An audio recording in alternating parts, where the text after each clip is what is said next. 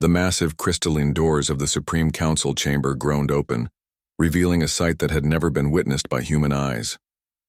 The chamber stretched beyond the horizon, its walls carved from living starlight itself. 12 million beings from across the galaxy filled the endless tiers, their forms defying every law of biology humanity had ever discovered. Ambassador Kate Sullivan stepped forward, her simple gray uniform stark against the cosmic grandeur surrounding her. Behind her walked Commander Ryan Beck, whose calm demeanor masked decades of tactical experience, and Dr. Lisa Morgan, whose unassuming appearance concealed one of the sharpest minds in human space. At the center of the vast chamber stood a platform of pure energy, crackling with the combined power of 1,000 suns. Upon it sat the high tribunal of the Galactic Empire, beings so ancient they had watched stars being born when Earth was nothing but cosmic dust. The central figure, Supreme Arbiter Vorth of the Eternal Dominion, raised his 6 crystalline appendages. His voice resonated through quantum fields, reaching every corner of the massive chamber and translating into the native languages of species humanity had never imagined. The primitive species known as humanity appears before this tribunal to answer for crimes against galactic order. You stand accused of unauthorized expansion into 17 star systems, deployment of forbidden weapons technology, and the unprovoked destruction of our Enforcement Division's flagship. The inevitability. The chamber fell silent. Even the gas-based entities stopped their constant swirling. The destruction of the inevitability. A ship the size of Earth's moon that had maintained peace for 6,000 years had sent shockwaves across the galaxy. Ambassador Sullivan took a step forward, her voice carrying clearly without any technological enhancement. With respect, Supreme Arbiter, I believe there's been a misunderstanding. The Arbiter's photonic eyes flared with indignation. Silence. You will speak only when I'm speaking now, Sullivan interrupted, her tone remaining conversational. Because this isn't a trial. This is a negotiation. The chamber erupted. Species that communicated through electromagnetic pulses sent chaotic signals across the vast space. Crystalline beings rang like broken bells. The Arbiter's voice cut through the chaos like a blade. Negotiation? You destroyed our most powerful vessel. You violated every protocol of civilized contact. What could you possibly have to negotiate? Dr. Morgan stepped forward and activated a small device. A holographic display materialized in the air above the platform, showing tactical data that made several council members recoil in shock.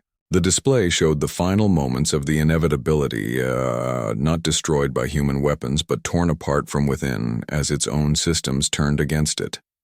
12 minutes, Morgan said conversationally. That's how long it took our AI to infiltrate your ship's quantum encrypted networks and convince its weapon systems that the crew were hostile intruders. Your ship destroyed itself while our vessels watched from a safe distance. Commander Beck finally spoke, his gravelly voice carrying the weight of authority earned through countless battles. You wanted to test humanity's military capabilities by sending your most powerful ship to intimidate us. We took that as a professional consultation. He gestured to the hologram, which now displayed star charts showing human fleet movements that no galactic intelligence network had detected. The real question isn't what we did to your ship. The question is whether you're ready to hear what we're prepared to do to your empire. The hologram shifted, revealing data that painted a picture no one in the chamber was prepared for. Human ships weren't just in the 17 systems they'd been accused of occupying. They were everywhere, hidden in asteroid fields disguised as space debris, lurking in the dark matter between stars. Supreme Arbiter Vorth's crystalline form began to vibrate at frequencies that indicated either rage or terror. What are you saying, human? Ambassador Sullivan sat down in a chair that materialized from the energy platform, crossing her legs casually. We're saying that your empire has been operating under some incorrect assumptions, Supreme Arbiter. You seem to believe that humanity is some kind of primitive species that stumbled into space travel and got lucky with your Enforcement Division. She smiled, and there was something predatory in the expression. We're actually a civilization that spent 10,000 years perfecting the art of warfare on a single planet. We've been studying your empire for the past 50 years, mapping every ship, every base, every weakness in your defenses. The hologram expanded, showing intelligence reports that detailed the inner workings of galactic civilization with terrifying accuracy, trade routes, military installations, Political hierarchies. Everything the Empire considered classified was laid bare before the Assembly. We know about the rebellion brewing in the Outer Rim sectors, Sullivan continued. We know about the resource shortages your military doesn't want to admit. We know about the dozen species plotting to break away from Imperial control. Commander Beck stepped closer to the platform. Most importantly, we know that your enforcement division was already stretched thin trying to maintain order across 12,000 star systems. And now you've lost your flagship to 3 human vessels that your sensors couldn't even properly detect. The chamber had fallen completely silent. Even the background hum of translation matrices had stopped functioning. As species across the galaxy tried to process the implications of what they were hearing. Dr. Morgan activated another hologram. This one showing Earth itself, and not as the primitive world the Empire expected, but as a fortress world surrounded by defensive installations that had somehow remained invisible to galactic sensors. You see, Supreme Arbiter, you've been operating under the assumption that first contact was your choice, that you discovered us. Morgan's voice was clinically calm. The truth is, we've been watching you for decades.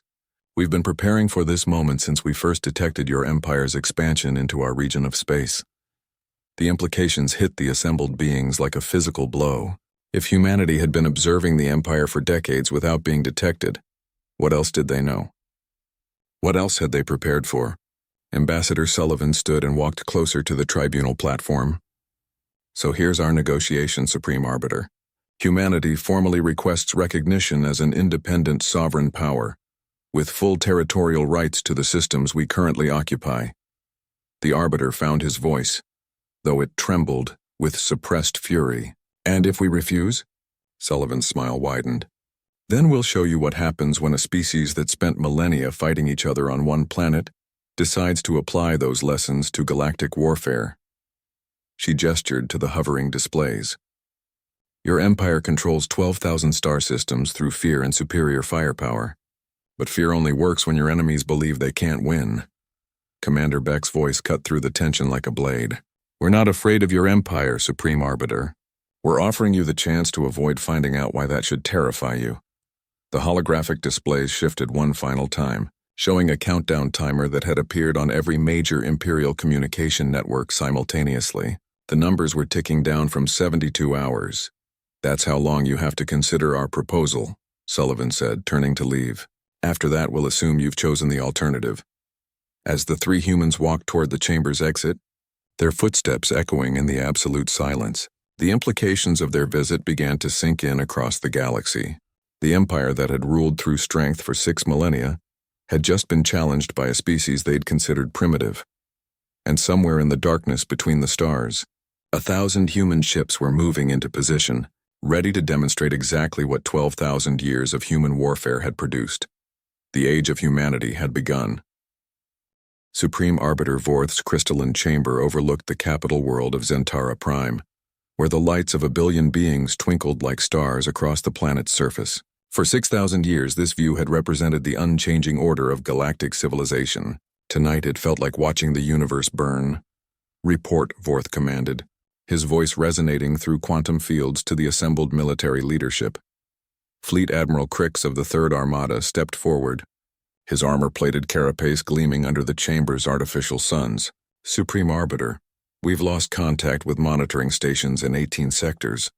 Our deep space reconnaissance fleets have simply vanished. Vanished? Vorth's photonic eyes flared brighter. Ships don't simply vanish, Admiral, explain.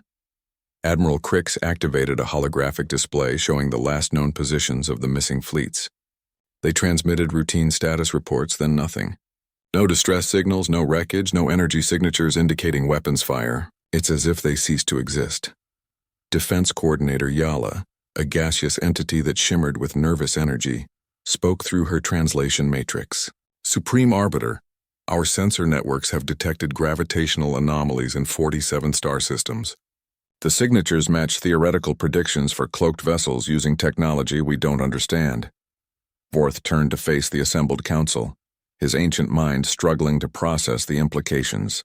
How many ships are we discussing? Conservative estimates suggest at least 10,000 vessels, Yala replied. But the gravitational distortions indicate they could be much larger than anything in our databases. The chamber fell silent as the enormity of the situation became clear. The humans hadn't just hidden a few ships. They'd concealed an entire fleet that dwarfed anything the Empire had imagined possible for such a supposedly primitive species. Intelligence Director Moss, whose mechanical form processed information at quantum speeds, finally spoke. "Supreme Arbiter, I've analyzed the tactical data the humans displayed during their visit. The infiltration of the inevitability wasn't just a demonstration of their cyber warfare capabilities. It was a warning." "Explain." Moss projected a new hologram showing the technical specifications of Imperial ships. "Every vessel in our fleet uses the same basic quantum encrypted communication protocols. If the humans can breach the inevitability systems, they can potentially take control of any ship in our fleet." The implications sent waves of fear through the assembled leadership. The Empire's strength had always been based on technological superiority and the coordination of massive fleets.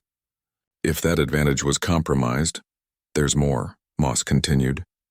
"Analysis of their star charts shows they have detailed intelligence on our defensive installations, trade routes, and fleet dispositions going back 50 years.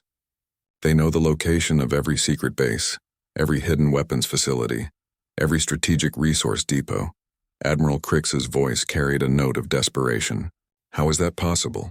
Our security protocols are absolute. No unauthorized vessel has ever penetrated our core territories." "Unless they were never unauthorized," Intelligence Director Moss replied. "What if humanity has been operating inside our borders for decades, using technology we couldn't detect?" The thought was so shocking that several council members physically recoiled. The idea that an unknown species had been studying the Empire from within, learning their weaknesses, preparing for this moment, challenged everything they believed about galactic civilization.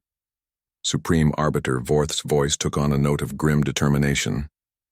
"What are our options, Admiral Crix?" The fleet admiral hesitated before responding. "Military action against humanity would require committing 70% of our active fleet to ensure victory. But with our sensor networks compromised and an unknown number of cloaked human vessels already in position, you're saying we can't win?" "I'm saying that any conflict with humanity would leave us vulnerable to the dozen other species that are already considering rebellion. The Outer Rim coalitions, the resource conflicts in the Spiral Arms, the independence movements in the core worlds they're all waiting for a sign of weakness." Defense Coordinator Yala added her analysis. "The humans chose their timing perfectly. Our forces are already stretched thin, maintaining order across 12,000 star systems. A major conflict now would trigger a cascade of rebellions that could fragment the Empire." Vorth turned to gaze out at Zentara Prime, watching the city lights that represented the greatest concentration of power in galactic history. "What about the countdown they displayed?" 68 hours remaining, Moss reported. "Our cryptographers have been unable to prevent its display on our communication networks. The signal is being broadcast from sources we can't locate or block. And the message it's sending to the rest of the galaxy, that humanity can penetrate our most secure systems at will," Admiral Crix replied grimly. "Every species in the Empire is watching that countdown and wondering if we're still capable of protecting them." The strategic situation was becoming clearer with each report. Humanity hadn't just prepared for war, they'd prepared for the aftermath of war. They understood that the Empire's greatest weakness wasn't military but political. The moment Imperial strength appeared compromised, the careful balance of fear and cooperation that held 12,000 star systems together would collapse. Intelligence Director Moss projected a new analysis. Based on the intelligence they displayed, the humans have identified 37 key strategic targets whose destruction would cripple our ability to maintain order. Military headquarters, communication hubs, logistics centers are all positioned to create maximum disruption with minimal force. They're not planning to conquer us, Vorth realized. They're planning to destroy us. More precisely, Moss corrected, they're planning to force us to destroy ourselves. Once rebellion spreads across the Empire, our own member species will tear apart what humanity doesn't need to attack directly. The chamber fell into stunned silence as the true scope of humanity's strategy became apparent. This wasn't a simple territorial dispute or a primitive species acting out of ignorance. This was a carefully orchestrated campaign to dismantle the greatest empire in galactic history, using its own weaknesses against it. Admiral Crix finally voiced what everyone was thinking. "Supreme Arbiter, what are your orders?" Vorth stared out at the lights of the capital world, each one representing billions of lives that depended on Imperial protection. The decision he made in the next few hours would determine whether galactic civilization continued to exist or descended into chaos. "Send a message to the human ambassador Sullivan," he said finally. "Tell her I want to discuss the terms of their proposal." The council exchanged shocked glances. The Supreme Arbiter was considering surrender. "Sir," Admiral Crix protested, "we haven't exhausted our military options. We could still what?" Vorth's voice cut through the chamber like a blade. "Fight a war that would destroy everything we've built? Watch the Empire tear itself apart while humanity sits back and counts the wreckage?" He turned to face his council, his ancient eyes reflecting the terrible weight of command. "The humans understand something we forgot during our millennia of supremacy. Power isn't about having the strongest fleet or the most advanced technology. It's about making your enemies believe that fighting you will cost them more than surrendering." Defense Coordinator Yala swirled with nervous energy. "Are we surrendering to a primitive species?" "No," Vorth replied, his voice heavy with reluctant admiration. "We're negotiating with a civilization that spent 10,000 years perfecting the art of war while we grew comfortable with our superiority." As the countdown continued its relentless progression toward zero, the leaders of the galaxy's greatest empire began to understand that humanity hadn't come to join galactic civilization. They'd come to remake it in their own image, and with each passing hour it became clearer that they had the power to do exactly that. Ambassador Kate Sullivan stood on the observation deck of the human vessel Prometheus, watching as the massive Imperial delegation ship approached through the void. The Eternal Majesty was a kilometer-long display of galactic engineering, its hull embedded with crystals that captured and reflected the light of distant stars. "Impressive," commented Commander Beck, joining her at the transparent aluminum viewport. "They're trying to remind us how small we are." "Let them," Sullivan replied, adjusting the simple black suit she wore to every diplomatic function. "Appearances matter less than what's underneath." Dr. Morgan's voice came through the ship's communication system. "Kate, I'm reading 67 different scanning beams hitting our hull. They're trying to map our technology. Are they finding anything interesting? Whatever they want to find. I've configured our hull to display false readings that match their expectations for primitive human engineering." Sullivan smiled. Even now, with humanity holding all the cards, they maintained the illusion of technological inferiority. It was a strategy that had served them well throughout their rapid expansion into galactic space. The two ships docked with mechanical precision, and Sullivan made her way to the main airlock. The interior of the Eternal Majesty was designed to overwhelm visitors, in corridors that stretched beyond visual range, gravity fields that shifted subtly to disorient non-imperial species, atmospheric processors that created a subtle pressure intended to induce psychological submission. None of it affected Sullivan as she walked calmly toward the central conference chamber, flanked by Commander Beck and followed by Dr. Morgan. They'd studied Imperial psychological warfare techniques for decades. Today, they would demonstrate how ineffective those techniques were against a species that had practiced psychological manipulation for millennia. The conference chamber was a spherical room 300 meters in diameter, its walls displaying live images of Imperial worlds, millions of alien cities, billions of beings going about their daily lives, all protected by the Empire's strength.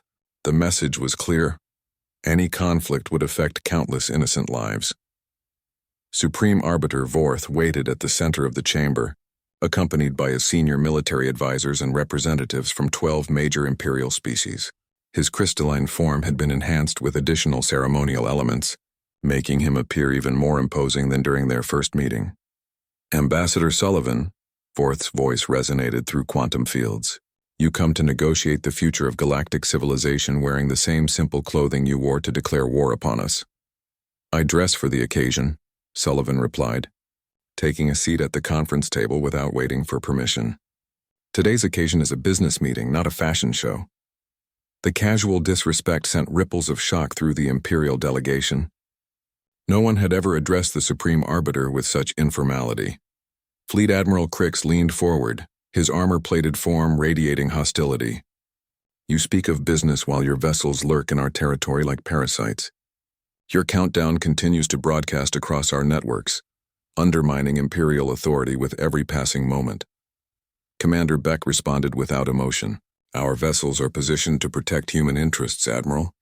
As for the countdown, it's simply a reminder of the deadline we established for these negotiations. 36 hours remaining, Dr. Morgan added helpfully, though I should mention that the countdown is just for show. Our actual operational timeline is considerably more flexible. The admission that humanity's deadline was partly theatrical sent another wave of unease through the Imperial delegation.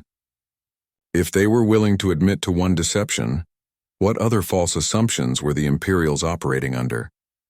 Defense Coordinator Yala spoke through her translation matrix, her gaseous form swirling with agitation. What do you want, humans? Tribute, territory, technology? Sullivan leaned back in her chair, adopting a relaxed posture that contrasted sharply with the tension filling the chamber. We want what every growing civilization wants, Coordinator. Room to expand, freedom to develop our society according to our own values, and recognition as an equal power in galactic affairs. Equal, supreme arbiter. Forth's photonic eyes flared. You claim equality with an empire that has maintained galactic peace for 6 millennia? Peace. Commander Beck's voice carried a note of dry amusement. Is that what you call the 17 active rebellions in your Outer Rim territories? Or the forced relocations in the Spiral Arms? Or the resource extraction programs that have strip-mined entire worlds? Intelligence Director Moss interjected, his mechanical form processing data at quantum speeds. Our intelligence indicates you possess detailed knowledge of Imperial operations. How long have you been conducting surveillance on our territories? Dr. Morgan activated a holographic display that materialized above the conference table. We've been studying your empire since 2387, when our long-range sensors first detected your expansion into the Vega sector. That's 63 years of continuous observation. Admiral, the display showed a timeline of human intelligence gathering operations or hidden observation posts. Infiltration missions captured Imperial databases. It was a 60-year campaign of espionage that had gone completely undetected by Imperial security forces. 63 years, Vorth repeated, his voice heavy with implications. You've been watching us since before most of our current leadership assumed their positions. We've been learning from you, Sullivan corrected. Studying your strengths, your weaknesses, your operational patterns. It's been quite educational. Admiral Crix's voice carried a note of grudging respect. The destruction of the inevitability. That wasn't luck or superior technology. You knew exactly how to exploit our systems. We knew everything about your systems, Commander Beck confirmed. Ship specifications, communication protocols, command structures, tactical doctrines. We studied Imperial military procedures the way scholars study ancient texts. The implications were staggering. If humanity had been observing Imperial operations for over 6 decades, they understood galactic military science better than most Imperial officers. They hadn't stumbled into space and gotten lucky. They'd prepared for this confrontation for longer than most of the beings in the chamber had been alive. Defense Coordinator Yala posed the question that was troubling everyone present. If you've been studying us for so long, why reveal yourselves now? Why not continue gathering intelligence? Sullivan's expression became serious for the first time during the meeting. Because your empire is approaching a critical instability threshold, Coordinator. Our projections indicate that Imperial control will begin fragmenting within the next 2 decades, regardless of human involvement. Dr. Morgan expanded the holographic display to show economic and political trend analyses, resource depletion in core systems, increasing communication delays across your territory, declining military recruitment, rising independence movements are the classic indicators of Imperial overextension. You're saying our empire is doomed, Vorth observed. We're saying your empire as currently configured is unsustainable, Sullivan replied. The question is whether it collapses in a controlled fashion that preserves galactic civilization, or fragments chaotically and drags the galaxy into centuries of warfare. The chamber fell silent as the Imperial delegation processed this analysis. Everything the humans were showing them matched their own classified assessments, but seeing it presented so clinically by an outside observer made the problem seem even more urgent. Admiral Crix finally broke the silence. What are you proposing? Sullivan stood and walked to the chamber's main display, which still showed images of Imperial worlds. Humanity offers to serve as a stabilizing influence during the Empire's transition to a more sustainable structure. We have the military strength to prevent catastrophic fragmentation and the technological capability to help establish new forms of galactic governance. In exchange for what? Vorth asked. Recognition of human territorial claims, equal representation in whatever galactic government emerges, and the freedom to defend our interests as we see fit. Commander Beck added the crucial detail, plus an immediate end to any Imperial interference in human expansion efforts. The terms were surprisingly moderate for a species that clearly possessed the power to make much more aggressive demands. The Imperial delegation exchanged glances, trying to understand humanity's true objectives. Intelligence Director Moss processed the implications at quantum speed. You're not seeking to conquer us. You're positioning yourself as our successors. Sullivan returned to her seat, her expression neutral. We're positioning ourselves as partners in building a more stable galactic civilization. Whether that makes us successors or collaborators depends entirely on how this conversation proceeds. The countdown timer continued its relentless progression, marking the hours until humanity's patience reached its limits, and with each passing moment, it became clearer that the future of galactic civilization would be decided not by the Empire's ancient strength, but by humanity's modern vision of what that civilization could become. The emergency session of the Imperial High Council convened in the deepest levels of the Central Citadel, where the walls themselves were carved from crystallized time and space. Representatives from across the galaxy had gathered, some physically, others through quantum projection, to witness what many believed would be the most important decision in galactic history. Supreme Arbiter Vorth stood before the assembled council, his crystalline form reflecting the light of distant nebulae that streamed through the chamber's reality-warped windows. Around him, thousands of beings from hundreds of species waited to hear whether their empire would accept humanity's terms or choose the path of war. The human countdown stands at 18 hours, Vorth announced, his voice carrying the weight of 6 millennia of imperial authority. We must decide our response before their deadline expires. Sector Governor Heln of the Rigel Confederation rose from her position in the lower tiers. Her species had been among the first to join the Empire voluntarily, trading independence for protection and prosperity. Supreme Arbiter, these humans destroyed our most powerful vessel and infiltrated our most secure networks. How can we negotiate with terrorists? Before Vorth could respond, Fleet Admiral Crix activated a holographic display that filled the chamber's center. Governor Helm, I've spent the past 48 hours analyzing humanity's tactical capabilities. What we're facing isn't terrorism. It's a level of strategic planning that surpasses anything in our military archives. The display showed the positioning of human vessels throughout Imperial space, revealed through gravitational analysis and quantum field disturbances. The scope was breathtaking. Human ships weren't just hiding in empty systems. They were positioned at every critical junction in the Empire's infrastructure.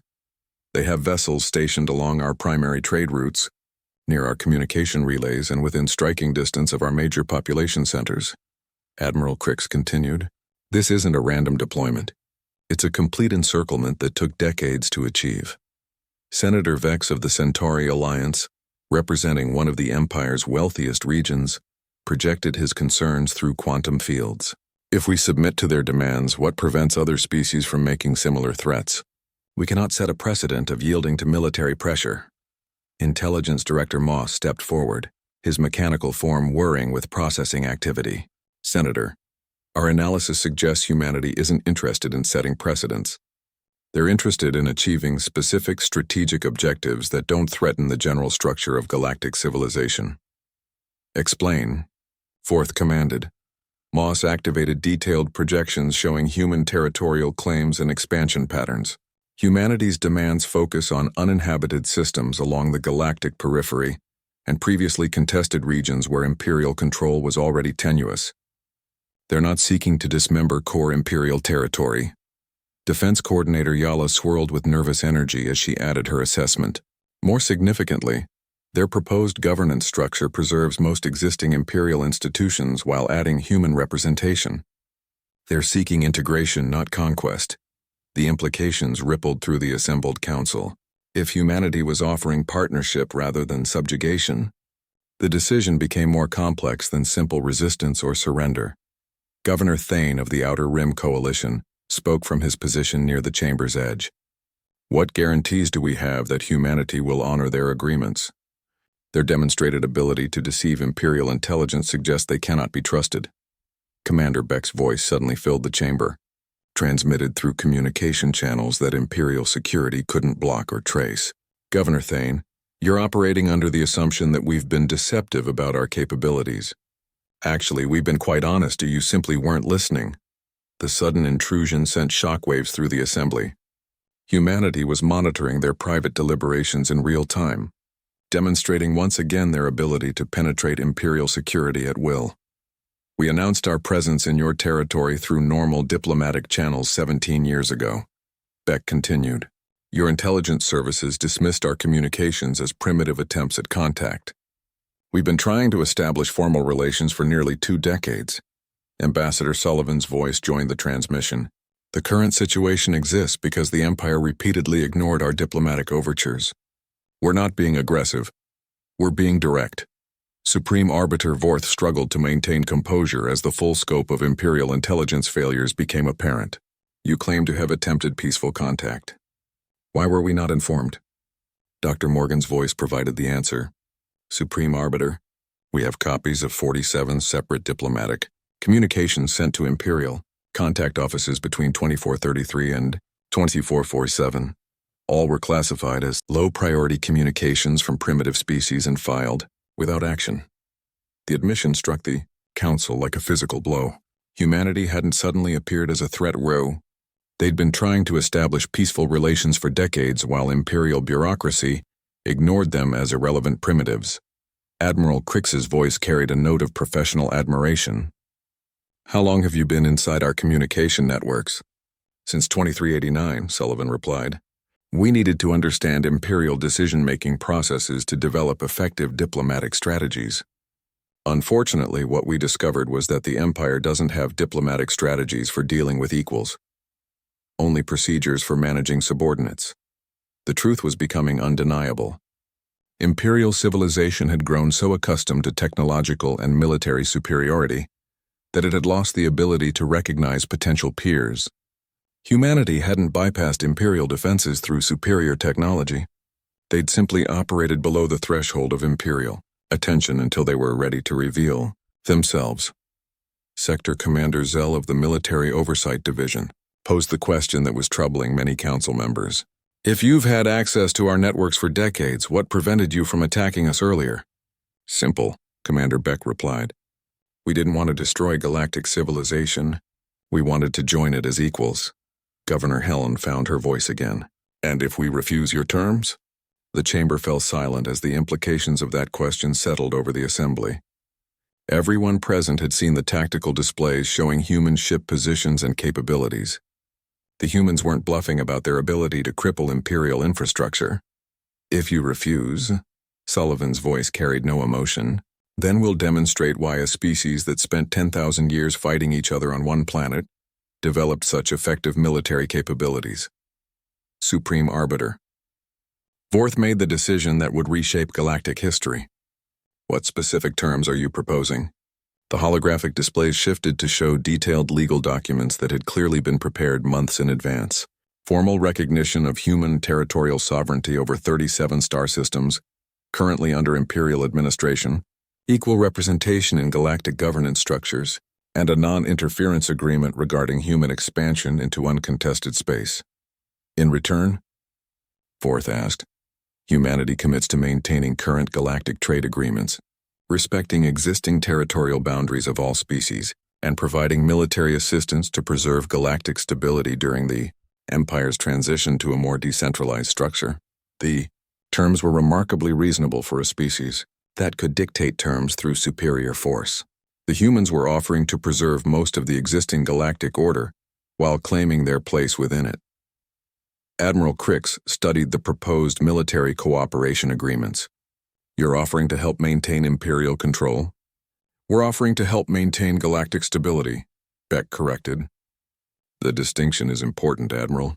Imperial control as currently structured is unsustainable, but galactic civilization is worth preserving. Senator Vex raised a critical concern. What prevents you from using your position within our government to eventually dominate it?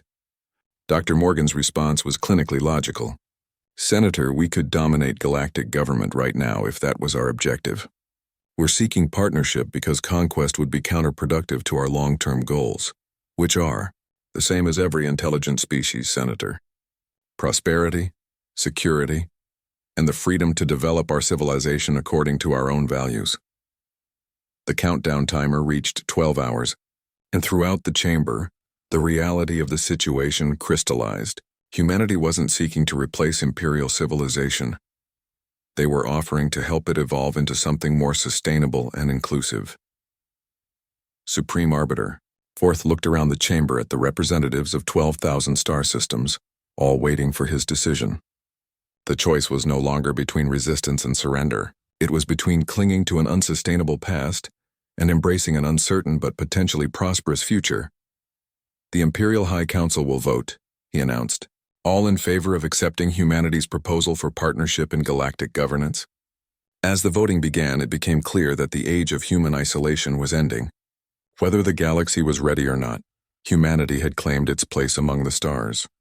6 months after the historic vote that integrated humanity into galactic civilization, Ambassador Kate Sullivan stood in her new office aboard the Galactic Governance Station. Through the massive viewport, she could see the construction of humanity's first permanent diplomatic facility.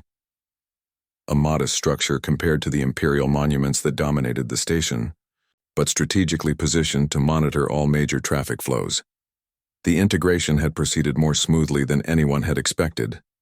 Human technical advisors were working alongside imperial engineers to upgrade communication networks across the galaxy. Human military units were already deployed in 3 sectors, where independence movements had threatened stability. Most surprisingly, human diplomatic methods were proving remarkably effective at resolving conflicts that had persisted for centuries. Ambassador, Dr. Morgan's voice came through the communication system. We're receiving a priority transmission from Earth Command.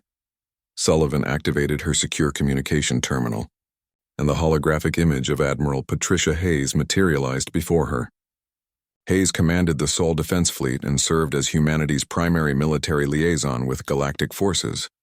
Kate, Hayes began without preamble, we have a situation developing in the Andromeda contact zone. Long-range sensors have detected massive energy signatures moving toward galactic space. Sullivan felt a chill run through her. The Andromeda contact zone was the furthest edge of explored space, where automated monitoring stations watched for threats from beyond the galaxy's borders. For decades, those stations had reported nothing but cosmic background radiation and the occasional rogue asteroid. How massive are we talking about, Admiral? Fleet formations that make our current deployments look like patrol boats. Conservative estimates suggest at least 50,000 vessels, each one larger than anything currently in service with galactic forces. The implications were staggering. If accurate, the approaching force represented a threat that dwarfed even the combined might of humanity and the Empire working together. Analysis? Sullivan asked. Dr. Morgan's voice joined the transmission from her position in the Technical Analysis Center.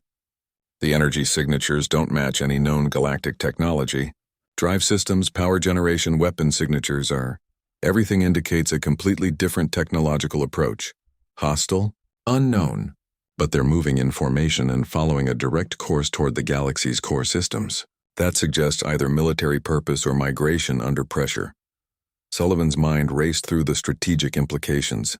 Humanity had just established itself as a major galactic power, but their strength was based on superior strategy and intelligence gathering, not raw industrial capacity. If these newcomers possessed both numbers and advanced technology, the balance of power could shift dramatically. What's the Imperial response? She asked. Admiral Hayes' expression darkened. That's the problem. Supreme Arbiter Vorth is calling for immediate mobilization of all galactic forces under Imperial command structure. He's treating this as an invasion that threatens Imperial sovereignty. The political implications were as dangerous as the military ones.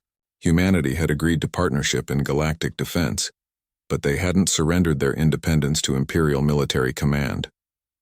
If Vorth tried to use the crisis to reassert Imperial dominance, The fragile cooperation that had been built over the past 6 months could collapse. Estimated time until contact? Sullivan asked. 18 months at current velocity, but Lisa's analysis suggests they could accelerate if they detect our monitoring efforts. Dr. Morgan's voice carried a note of professional concern. Kate, there's something else. The energy patterns suggest these ships aren't just traveling through space. They're consuming it. The space-time fabric behind their fleet shows distortion patterns that match theoretical predictions for reality harvesting technology. Sullivan absorbed this information with growing alarm. Reality harvesting was a theoretical concept that even human science considered impossibly advanced. The ability to extract energy directly from the fundamental structure of the universe itself. Options? She asked. Admiral Hayes activated detailed tactical projections. Military options are limited. Even with full galactic cooperation, we couldn't match their apparent numbers. Our advantages in cyber warfare and infiltration tactics become irrelevant against technology we can't penetrate or understand. Diplomatic options? That's why I'm calling you, Kate. If these beings can be reasoned with, diplomacy might be our only chance. But we need to approach them from a position of strength, not as primitive locals begging for mercy. Sullivan understood the challenge. Humanity's rapid rise to galactic prominence had been based on demonstrating superior capabilities, despite apparent technological limitations. But against beings who could harvest energy from reality itself, such strategies might prove inadequate.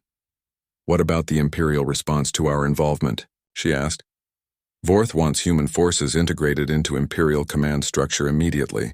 He's claiming that the crisis supersedes our partnership agreements and requires traditional Imperial military hierarchy. The political trap was obvious. If humanity accepted Imperial command, they would lose their independence and become subordinates again. If they refused, Vorth could claim they were undermining galactic security during a crisis.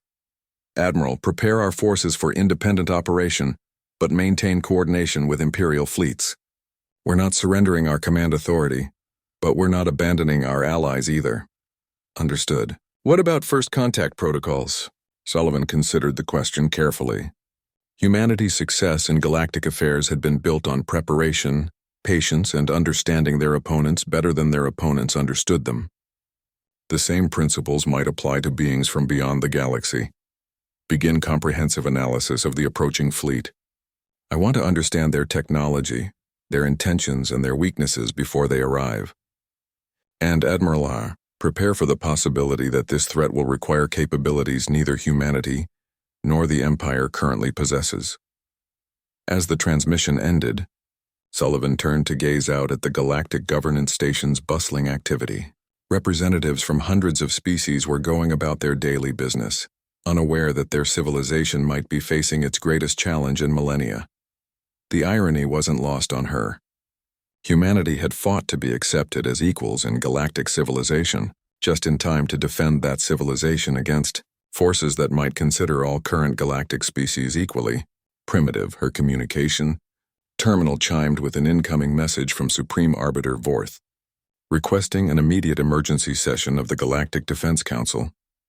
The crisis was officially beginning, and humanity would need to prove that their partnership with the Empire was strong enough to face threats that neither could handle alone. But as Sullivan prepared for the emergency session, she couldn't shake the feeling that the approaching fleet represented more than just a military threat. The timing of their arrival, so soon after humanity's integration into galactic society, suggested possibilities that both excited and terrified her.